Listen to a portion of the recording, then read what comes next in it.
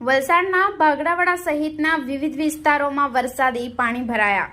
તારીખ 13 જુલાઈ શનિવારના રોજ 3 કલાકની મળતી માહિતી મુજબ વલસાડના બાગડાવાડા ગામના મુસ્લિમ વિસ્તાર એવા સદરનગર, જિન્નતનગર સહિતના વિસ્તારોમાં વરસાદી પાણી ભરાવાને લઈ આ વિસ્તારમાં રહેતા લોકોને ઘરમાંથી નીકળવું મુશ્કેલ બન્યું છે.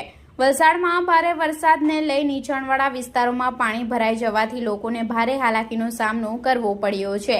જેમાં વલસાડના બાગડાવાડા મુસ્લિમ વિસ્તારમાં વરસાદી પાણીના ભરાવાને લઈ લોકોના ઘર દરવાજા સુધી પાણી આવી જવાથી આ વિસ્તારના લોકોને ઘરમાંથી નીકળવું મુશ્કેલ બન્યું છે. ત્યારે બીજી તરફ ધોધમાર વરસાદથી કાંઠા વિસ્તારને જોડતા માર્ગ ઉપર પણ પાણી ફરી વળ્યું હતું. વલસાડના બાગડાવાડા ગામના યોગેશ્વર નગર પાસેથી કાંઠા વિસ્તારના કોસંબા ગામને જોડતો રસ્તો પાણીમાં ગરકાવ થયો હતો. આ માર્ગ પરથી પસાર થતા વાહન ચાલકો અટવાયા હતા.